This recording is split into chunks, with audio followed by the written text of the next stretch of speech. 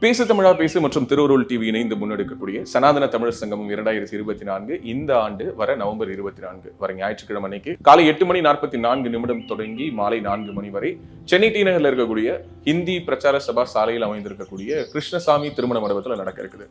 காலை தொடங்கி மாலை வரை நடக்கக்கூடிய இந்த நிகழ்வுல உங்க எல்லோருக்குமே மதிய உணவு அங்கு ஏற்பாடு செய்யப்பட்டிருக்குது. சனாதன தர்மம் தொடர்பாக மிக ஆழமான உரைகளை நிகழ்த்துவதற்கு எண்ணற்ற பேச்சாளர்கள் வர இருக்காங்க.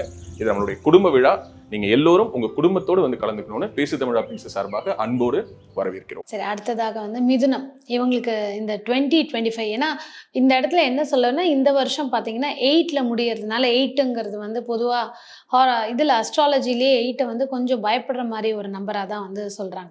அடுத்தது 9னா ஆல் ஃபுல்ஃபில்மெண்ட் சக்ஸஸ்ஃபுல் அப்படிங்கிற மாதிரி. ஸோ நம்பர்ஸ் பற்றி நீங்கள் சொல்லுங்கள். 9 பற்றி 9 பற்றி நான் வேற ஒப்பீனியன் வச்சுருக்கேன். மேபி நீங்கள் அதான் சொல்கிறதில்ல, யார் சொன்னாலும் செக் பண்ணுங்கள் ஆக்சுவலாக. ஸோ 9 வந்து ஒரு மேஜிக்கல் நம்பர், அதை பற்றி ஒரு டவுட்டே கிடையாது. எதெல்லாம் மற்றவங்களால முடியலையோ அதெல்லாம் நான் முடிச்சு காமிக்கணும் அப்படின்னு எண்ணம் இருக்கும். எதெல்லாம் வந்து சாத்தியமே இல்லைன்னு சொல்கிறாங்களோ அதெல்லாம் வந்து சாத்தியம் அப்படின்னு சொல்லி அதை சாதிச்சும் காமிக்கிறவங்க. ஒரு பெரிய சாம்ராஜ்யம் உருவாக்குற அளவுக்கு எனர்ஜி இருக்கும், அதே மாதிரி நாலேஜ் இருக்கும், வில் பவர் இருக்கும், எல்லாமே இருக்கும். பட் என்ன பிரச்சனைனா, சாம்ராஜ்யம் உருவாக்கி அந்த சிம்மாசனத்தில் உட்கார நேரத்தில் யாராவது ஒருத்தவங்க வந்து ஏதாவது சொல்லிட்டாங்க, இல்லை பாலிடிக்ஸ் ப்ளே பண்ணிட்டாங்க, இல்லை பிடிக்காத சொல்லிட்டாங்கன்னா போங்க விட்டுட்டு போங்க நீங்களே வச்சுக்கோன்னு சொல்லிட்டு தூக்கி போட்டு வர்ற அளவுக்கு கோவம் வந்துடும். ஓகேங்களா? இது வந்து 9 வந்து ஒரு பெரிய, இது வந்து ஒரு கம்ப சுத்திரமோ நான் தான் கண்டுபிடிச்சேன்லாம் கிடையாது. நீங்கள் 9 வந்து அப்படியே முருகனை வந்து ஒரு நார்மல் ஒரு ஹியூமன் பீங்காக வச்சுக்கோங்க. 9க்கு நான் இப்போ சொன்ன விஷயங்கள்லாம் முருகனோட கம்பேர் பண்ணுங்க, அப்படியே ஒத்து வரும். ஸோ அப்போ முருகனுடைய யுகம் அப்படின்னு சொல்லலாமா 2025 அப்படிங்கிறது? அது முருகனுடைய யுகம் தான் ஆக்சுவலாக. இப்போ நீங்கள் இந்த 9 வந்து என்னெல்லாம் பாசிட்டிவாக கொடுக்குமோ அதெல்லாம் நீங்கள் எடுத்துக்கணும். இப்போ முருகனவே நீங்கள் எடுத்துக்கோங்களேன். நீங்கள் அது கதையாகவே கூட இருக்கலாம். ஆனால் மயிலேறி சுற்றினார், அதுக்கு ஒரு ஆற்றல் தேவைப்படும், அது பண்ணோம். அவருக்குன்னு ஒரு சாம்ராஜ்யம் உருவாக்கி வச்சிருக்காரு, அவருக்குன்னு ஒரு தனி உலகம் இருக்குது, எல்லாமே இருக்குது. பட் அவர் எப்படி அவர் ப்ரொஜெக்ட் பண்ணுறாருன்னு நீங்கள் பாருங்கள் மேலே. ஆக்சுவலாக நீங்கள் மற்ற எல்லா கோயில்லையுமே வந்து ஈஸ்ட் ஃபேஸ் பண்ணியிருப்பாங்க. ஆனால் மலை கோயிலில் பழனி மலையில் பார்த்தீங்கன்னா வெஸ்ட் ஃபேஸ் பண்ணியிருப்பாங்க. அதே மாதிரி எல்லா சாமியுமே வந்து தன்னை நல்லா காமிச்சுப்பாங்க, பிளஸ் பண்ணுற மாதிரி. பட் இவர் வந்து அப்படியே வந்து ஆண்டி கோலத்தில் இருப்பார், அப்படியே டிட்டாச்மெண்ட்டாக இருப்பார். அதாவது எதுவுமே எல்லாத்தையும் முற்றும் துறந்தவராக இருப்பார். கரெக்டுங்களா? ஸோ இதில் நீங்கள் வந்து எதையெல்லாம் எடுத்துக்கணுமோ அதெல்லாம் எடுத்துக்கணும். அவர் என்ன சொல்ல வராரோ அதை நமக்காக பாடமாக எடுத்துக்கணும். ஸோ இது வந்து 9க்கான விஷயம் சொல்கிறீங்க. இப்போ மிதுனத்துக்கு இந்த 2025 எப்படி இருக்கு? மிதுனம் வந்து எப்பயுமே வந்து பார்த்தீங்க அப்படின்னா தகவல் பரிமாற்றம், இல்லைன்னா பொருள் பரிமாற்றம், இல்லைன்னா ஆட்கள் பரிமாற்றம். ஒரு இடத்துலேருந்து இன்னொரு இடத்துக்கு ஏதாவது ஒன்று டிரான்ஸ்ஃபர் பண்ணணும், இதுதான் பேஸ் அவங்களுக்கு எப்பயுமே. ஸோ அது நாலேஜாக இருக்கலாம், எதுனா இருக்கலாம். ஸோ இந்த மாதிரி ஏதாவது விஷயங்களில் அவங்க ஈடுபட்டாங்க அப்படின்னா, ஸோ உங்களுக்கு மிதுன ஃப்ரெண்ட்ஸ் இருக்காங்கன்னு வச்சுக்கோங்களேன், அவங்களை டீல் பேச கூட்டு பண்ணி அவங்களுக்கு டீல் ஈஸியாக முடியும். நீங்கள் செக் பண்ணி பாருங்கள். இல்லைனா வந்து கேஷுவலாகவே அது அப்படி அமைஞ்சிரும். நீங்கள் யாராவது மிதுனம் இருக்காங்கன்னா அவங்களுக்கு ஃபோன் பண்ணி நீங்களே உங்களை அறியாமல் இந்த மாதிரி நான் வீடு முடிக்கலான் இருக்கேன், உங்கள்கிட்ட தான் ஃபர்ஸ்ட் சொல்கிறேன் அப்படின்னு நீங்கள் சொல்லுவீங்க. நீங்கன்னு இல்லை, சொல்லுவாங்க. செக் பண்ணி பாருங்கள். அவங்க மிதுனம் இது நிறைய பேர் கோரிலேட்டே பண்ண மாட்டாங்க. பட் ஆனால் வந்து அந்த இது அப்படி நடந்துகிட்டே இருக்கும். ஆனால் லாஜிக்கலி நம்ம யோசிப்போம், ஃபஸ்ட்டு ஒரு விஷயத்த சொல்லி அது சக்ஸஸ்ஃபுல் ஆகிடுச்சுன்னா யார்கிட்ட சொன்னோன்னு யோசிப்போம். அது சக்ஸஸ் இல்லாமல் ஃபெயிலியர் ஆகிடுச்சு நடக்கலாங்கும் போது யார்கிட்ட சொன்னேன் ஃபஸ்ட்டு, எதனால் ஃபெயிலியர் ஆச்சு, ஓகே இனிமேல் அவங்ககிட்ட ஒரு கன்வே பண்ணக்கூடாதுன்னு. இப்போ ராசி வைஸ் நீங்கள் சொல்கிறத பார்த்தா மிதுன ராசிக்காரங்கள்ட்ட டீல் ஈஸியாக முடியும். இது வந்து அதே மாதிரி பெரிய பெரிய ஆளுங்கள்லாம் வந்து சும்மாவே ஒருத்தவங்க வச்சிருப்பாங்க, நமக்கு தெரியவே தெரியாது. எதுக்கு எந்த பிஸ்னஸ் டீல் பேச போனாலும் இவர் வந்து கூட இல்லை, அவங்க வீட்டுக்காரமாவே கேட்பாங்க, எதுக்கு இவரை கூட கூட்டிகிட்டே போயிட்டே இருக்க, நான் இங்கே இருக்கேன் என்ன கூட்டிகிட்டு போகல, அப்படிலாம் நீங்கள் பார்க்கலாம். அது அவருக்கு தெரிஞ்சோ தெரியாமலையோ அது அமைஞ்சிருக்கும். அதை லக்கியாக ஃபீல் பண்ணலாம் அவருக்கு. இது வந்து சில பேர் வந்து இங்கே 90% இல்லை 99% எது எப்பப்போ எப்படி நடக்கணுமோ அது அப்போ அப்படி நடந்துகிட்டே இருக்கும். இங்கே நம்மளா நடுவில் பூந்து நான் கண்டுபிடிச்சிட்டேன், இல்லைனா எனக்கு இது தெரிஞ்சிருச்சு, இல்லைனா நான் வந்து இதை அச்சீவ் பண்ணிட்டேன் அப்படின்னு நான் முதற்கொண்டு எல்லாருமே வந்து நம்ம புதுசாக பார்க்குறோம். நீங்கள் ஐசாக் நியூட்டனே அவர் வந்து கண்டுபிடிச்சப்ப என்ன சொன்னாருன்னா, அங்கே ஆல்ரெடி இருந்துச்சு, ஆமா. நான் வந்து அது எனக்கு தெரிய வந்துச்சு, நான் தெரியப்படுத்தினேன். கண்டிப்பா அதை நான் உருவாக்குனாதான் அது வந்து என்னோட அச்சீவ்மெண்ட்டு. பட் இட்ஸ் அது யூனிவர்ஸ்ன்னு அவர் சொல்லியிருப்பாரு. அது ஆல்ரெடி இருந்துச்சு, அதை நான் வந்து எனக்கு ஒரு வாய்ப்பு கிடைச்சது, அதை நான் வந்து வெளியுறத்துக்கு கொண்டு வந்தேன், இப்படிதான் சொல்லுவார். ஸோ இதுதான் வந்து பிரதானமும் கூட எல்லாத்துக்குமே. நிச்சயமாக நான் கண்டுபிடிச்சேன், நான் வந்து இப்போ நானுமே வந்து எதுவுமே என்னோடது கிடையாது. நான் வந்து நிறைய பை காட்ஸ் கிரேஸ் நிறைய குருமார்கிட்ட போய் அவங்கள்ட்ட கற்றுக்கிட்டு நான் வந்து கொலேட் பண்ணி நான் அந்த சொன்னேன் பார்த்தீங்களா, எல்லாத்தையும் ஒரே லைனில் போட்டு பார்த்தேன். எனக்கு வந்து ஒரு இன்ட்ரெஸ்டிங்காக இருந்துச்சு, அதை வந்து எல்லாருக்கும் சொல்லணும் அப்படிங்கிறது தான் வந்து என்னோட. ஸோ இந்த புதன் வந்து எப்படி தான், ஸோ அவங்க வந்து இந்த வார்த்தைகளாலே விளையாடுவாங்க. ஸோ அவங்க பேசினாங்கன்னாவே காசாயிடும். அது வந்து ரொம்ப முக்கியமான விஷயம். ஸோ இவங்க வந்து இந்த வருஷம் வந்து கொஞ்சம் பேச்சு வந்து கம்மி பண்ணிக்கணும். அது யார்கிட்ட பேசலாம், எவ்வளோ பேசணும் அப்படிங்கிறத மட்டும் முடிவு பண்ணிக்கணும். நீங்கள் வந்து பாலகுமாரன் அவங்க சொல்லுவாங்க, என்ன சொல்லுவாங்க அப்படின்னா, யார் ஜாஸ்தி பேசுகிறாங்களோ அவங்க வந்து ஆக்சுவலாக தேவைப்படுறப்போ அவங்களால எதுவுமே ஃபைட் பண்ண முடியாது. காரணம் என்னென்னா, அந்த பேச்சு பூரா கடன் வாங்கியதாக இருக்கும், அது வந்து காகித கத்தியாக இருக்கும். அது வந்து போர்னு வர்றப்போ அது எதுக்குமே பிரயோஜனப்படாது. அது அவங்களும் இதாகி கூட இருக்கவங்களையும் கவுத்திரும்.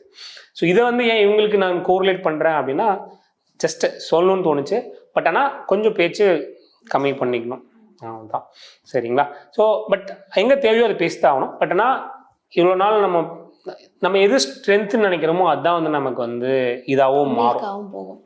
ஒரு கட்டத்தில் வந்து நம்ம வந்து என்ன மிஞ்ச ஆள் இல்லை அப்படின்னு நம்ம எங்கேயாவது நினச்சிட்டோன்னா அது வந்து நமக்கு வந்து ஒரு கட்டத்தில் வந்து ரிவர்ஸ் அடிக்கும். ஸோ ஐம் த பெஸ்ட் அப்படின்னு நம்ம நினைக்கிறோன்னா அப்போ அதுக்கு வல்லவனுக்கு வல்லவன் வருவாங்கிற மாதிரி அங்கே அதுவே வந்து இந்த பிரபஞ்சம் வந்து ஸோ எப்பயுமே நம்ம அதுக்குண்டான ஆளை வந்து அங்கே கொண்டு வரும், அதுக்குண்டான சூழலை கொண்டு வரும். ஸோ இவங்க மட்டும் இந்த வருஷம் வந்து அவங்களோட பேச்சை வந்து கொஞ்சம் கம்மி பண்ணிக்கணும். இல்லைன்னா எங்கே பேசணும் எங்கே பேசக்கூடாது. சில பேர் வந்துட்டு எல்லாத்தையுமே சொல்லிடுவாங்க. இப்போது நீங்கள் இருக்கீங்க, உங்களை மாதிரி யாருமே கிடையாது அப்படின்னு நான் சொல்கிறேன். நீங்கள் இங்கே என்னை விட இங்கே வர்ற எல்லா கெஸ்ட்டை விட உங்களுக்கு தான் நாலேஜ் ஜாஸ்தி. ஏன்னா எல்லாரோட இன்புட்ஸும் நீங்கள் எடுத்து நீங்கள் ஸ்டோர் பண்ணி வச்சுருக்கீங்க, நீங்கள் வந்து ஒரு டேட்டா பேஸ் மாதிரி அப்படின்னு நான் உங்களுக்கு சொல்கிறேன்னா, நீங்கள் கேட்டுட்டு அப்படியே அதை வந்து ஹேண்டில் பண்ணிட்டீங்கன்னா சூப்பர், கரெக்டுங்களா. இதை நீங்கள் வந்து ஓவர் த மைண்ட் எடுத்துட்டீங்க அப்படின்னா இது வந்து நான் வந்து உங்களை பிரிங் டவுன் பண்ணுறதுக்காக பிளான் பண்ணுறேன்னு அர்த்தம். நீங்கள் சொன்னது கரெக்ட். ஏன்னா எதுவுமே வந்து நம்ம டெய்லி நியூவாக கற்றுக்கிட்டே தான் இருக்கணும். ஏன்னா அது அப்டேஷன் மாதிரி தான். இன்றைக்கி ஒன்று தெரிஞ்சிருச்சுன்னா அது அப்படியே இருக்க முடியாது. ஸோ இப்போ இவங்க வந்து என்ன மாதிரி பிஸ்னஸ் பண்ணலாம்? ஏற்கனவே நிறைய பேர் பிஸ்னஸ் பண்ணிட்டு இருப்பாங்க, வேலைக்கு போகிறவங்க இருப்பாங்க. ஸோ இவங்க எந்த கரியரை செலக்ட் பண்ணால் இன்னும் சக்ஸஸ்ஃபுல்லாக இருக்கும்? இவங்க வந்து ஐடி, கம்யூனிகேஷனு, இல்லைனா வந்து நாலேஜை வச்சு இவங்க என்னென்னா பண்ணலாம். மேபி எனக்கு இது சரியாக தெரியல, பட் நான் சொல்கிறேன். சில விஷயங்கள் சில இடத்துல ரொம்ப கம்மியாக கிடைக்கும், சில இடத்துல அது விற்கிறப்போ பயங்கரமாக விற்க முடியும். ஓகே, அது வந்து லீகலாக எத்திக்கலான்னு மட்டும் பார்த்துக்கோங்க, ஓகேங்களா. ஃபார் எக்ஸாம்பிள், ஒரு இடத்துல கம்மியான விலைக்கு வாங்கி, அது குட் பி எக்ஸ்எக்ஸ், அது எது வேணால் இருக்கலாம். பட் அதை வந்து இன்னொரு இடத்துக்கு நீங்கள் விற்கிறப்போ அதுவும் வந்து டிரான்ஸ்ஃபர். ஆமாம், கரெக்டுங்களா. அது விற்கிறது அந்த லீகல் எத்திக்கல் அதுக்குள்ளே வந்துருச்சு அப்படின்னா அதை நீங்கள் அது பண்ணலாம். சூப்பராக செலக்ட் ஆகும், உங்களுக்கு பயங்கரமாகவும் உங்களுக்கு ஹிட் ஆகும், ஓகேங்களா. நீங்கள் இது மட்டும் ஞாபகம் வச்சுக்கணும். ஸோ ரொம்ப சீப்பாக கிடைக்கும். நீங்கள் வந்து ஒரு 10 ரூபா தான் இருக்கும், பட் இன்னொருல அதோட விலை வந்து 1000 ரூபாயா இருக்கும். ஸோ இந்த 10 ரூபாயை 1000 ரூபாய் மாற்ற போகிறீங்க, அது உங்கள்கிட்ட முடியும், ஈஸியாக ஒன்று முடிஞ்சிடும். பட் விதின் லிமிட்ஸ் இருக்கா அதை மட்டும் பார்த்துக்கோங்க. கண்டிப்பாக அது மட்டும் பண்ணிட்டீங்கன்னா சூப்பர். நீங்கள் இவங்க வந்து எல்லாருக்கூடயும் செட் ஆவாங்க. இவங்களுக்கு வந்து எதிரிகளே கிடையாது. இவங்களுக்கான டேட்ஸ்ன்னு ஏதாவது இருக்கா? மந்த்லி இந்த டேட்ஸ் அவாய்ட் பண்ணிடுங்க, இல்லை இவங்க எல்லாருக்கிட்டையுமே சூப்பராக இருப்பாங்க. எல்லார்கிட்டையுமே வந்து சூப்பராக இருப்பாங்க. எல்லார்கிட்டையுமே வந்து நட்பு பாராட்டுவாங்க. யாரையுமே வந்து குறை சொல்ல மாட்டாங்க. இவங்களுக்கு தெரியும் யார்கிட்ட எந்த மீட்டரில் பழகணும் அப்படிங்கிறது உங்களுக்கு தெரியும். ஸோ இவங்க வந்து இப்போது நீங்கள் சொன்ன மாதிரி நீங்கள் 8ஆம் தேதி பிறந்துட்டாங்கன்னா எல்லாம் பயப்படுவாங்க. பட் அதை வந்து ட்ரெடிஷ்னல் நியூமராலஜியில் அதை வந்து கம்மி பண்ணணும், இல்லைனா பேலன்ஸ் பண்ணணும்னா 32, 23, 41 இந்த மாதிரி பேர் வைப்பாங்க. 8ஆம் தேதி யாராவது பிறந்துட்டாங்கன்னா பயப்படுவாங்க, கரெக்டுங்களா. பட் ஆனால் அவங்கள வந்து அதோட தன்மையை கம்மி பண்ணணும் அப்படிங்கிறதுக்காக 32, 23 இந்த மாதிரி 5ல் வைப்பாங்க. பட் எனக்கு அது வேற ஒப்பீனியன் இருக்குது. பட் இருந்தாலும் நான் ஜென்ரலாக நடக்கிறதையும் சொல்கிறேன். அவங்க அந்த புதன் சம்மந்தப்பட்ட நம்பர்ஸை கரெக்டாக ஜாயின் பண்ணுற மாதிரி அவங்க பண்ணுவாங்க. Okay fine. இப்போ இவங்களுக்கு வந்து பார்ட்னர்ஸ் அப்படின்னா இந்தந்த நம்பர்ஸில் செலக்ட் பண்ணிக்கலாம். இவங்க எழுத வேண்டிய நம்பர்ஸ் ஒரு வருஷம் பூரா நீங்கள் இந்த நம்பர்ஸ் எழுதுங்க, இல்லை ஸ்க்ரீன் சேவராக வைங்க, பின் நம்பராக வைங்கன்னா என்ன வச்சுக்கலாம்? ஸோ இவங்க வந்து 95 யூஸ் பண்ணிக்கலாம். சரிங்களா? ஸோ 95 மட்டுமே யூஸ் பண்ணிக்கலாம். அதுவே போதுமானது உங்களுக்கு. ஸோ அது ஒரு பெரிய இந்த லைஃப் டைம் அவங்க டேட்டூவாகவும் இந்த நம்பர்ஸ் இல்லை அது நான் தான் சொன்னேன்ல, யார் என்ன சொன்னாலும் அது வந்து கடவுளே இறங்கி வந்து சொன்னாலும் நீங்கள் வந்து செக் பண்ணணும். உங்களுக்கு வந்து அது நல்லது கொடுக்குது அப்படின்னு நீங்கள் ஃபீல் பண்ணீங்க, இட்ஸ் பெட்டர் அப்படின்னு. 2 விஷயம் இங்கே ஒன்று தான். எனக்கான பாதை எனக்கு தெரியும் அப்படின்னா நீங்கள் எல்லாத்தையுமே அழிச்சிடலாம். நீங்கள் எதையுமே பார்க்க தேவையில்லை. நான் உழைக்கிறேன், நான் கஷ்டப்படுறேன், ஆனால் எனக்கு ரிசல்ட்ஸ் கிடைக்க மாட்டேங்குது, ஏதாவது ஒன்று லேக் ஆகுதா, இல்லை நான் ஏதாவது ட்ரை பண்ண முடியுமா, ஆனால் எஃபோர்ட்ஸ் ரொம்ப ரொம்ப முக்கியம். எஃபோர்ட்ஸ் தான் ஃபஸ்ட்டு. அப்படிங்கிறவங்க மட்டும் தான் இதுக்கே வரணும். ஸோ எல்லாமே இதில் மாறிடுமா அப்படின்னா கிடையவே கிடையாது. ஸோ பட் 95 யூஸ் பண்ணலாம். பேசு தமிழா பேசுவினுடைய மக்கள் ஃபவுண்டேஷன் மூலமாக நம்ம ஒரு மிகப்பெரிய ஒரு பசு சரணாலயம் அமைப்பதற்கான முயற்சியில் ஈடுபட்டிருக்கோம். இந்த சரணாலயத்தை அடுத்த 5 ஆண்டுகளுக்குள்ளார நம்ம முழுமையாக கட்டமைச்சு நம்முடைய பாரத பிரதமர் மோடி அவர்களுடைய கரங்களால் அதை திறக்க வேண்டும்ங்கிறது தான் என்னுடைய ஆசை. இந்த பசுக்கள் சரணாலயத்திற்கு என்னுடைய கான்ட்ரிபியூஷனாக நான் ஏதாவது கொடுக்கணுங்கிற எண்ண ஓட்டத்தின் அடிப்படையில் கிட்டத்தட்ட 10 ஆண்டுகளுக்கு மேலே நான் கலெக்ட் பண்ண கலை பொருட்கள் அனைத்தையும் விற்று அதன் மூலமாக திரட்டப்படக்கூடிய தொகை என்னவோ அதை இந்த மக்கள் ஃபவுண்டேஷனுக்கு, இந்த பசு சரணாலயம் திட்டத்திற்கு என்னுடைய கான்ட்ரிபியூஷனாக கொடுக்க போகிறேன். இந்த பொருட்கள் அனைத்துமே நம்முடைய பேசு தமிழா பேசு அலுவலகத்தில் விற்பனைக்கு இருக்குது. கீழே இருக்கக்கூடிய இந்த கான்டாக்ட் நம்பருக்கு நீங்கள் கால் பண்ணி இது பற்றின மேலதிக விவரங்களை நீங்கள் தெரிஞ்சுக்கலாம். அது மட்டும் இல்லாமல் மக்கள் ஃபவுண்டேஷனுடைய அக்கௌண்ட் நம்பரை இந்த வீடியோடைய டிஸ்கிரிப்ஷனில் கொடுத்துருக்கோம். நீங்கள் நேரடியாக அந்த அக்கௌண்ட் நம்பர் மூலமாகவும் உங்களுடைய கான்ட்ரிபியூஷன்ஸை கொடுக்கலாம். பேசு தமிழா பேசு ஒரு சேனல் கிடையாது, அது ஒரு இயக்கம்னு நான் உறுதியாக நம்புறேன். உங்களுடைய குரலை தான் நாங்கள் ஒவ்வொரு வீடியோலையும் பேசுகிறோம், உங்களுடைய மனசாட்சியை தான் நாங்கள் பிரதிபலிக்கிறோங்கிற ஒரு எண்ணம் எங்களுக்கு இருக்குது.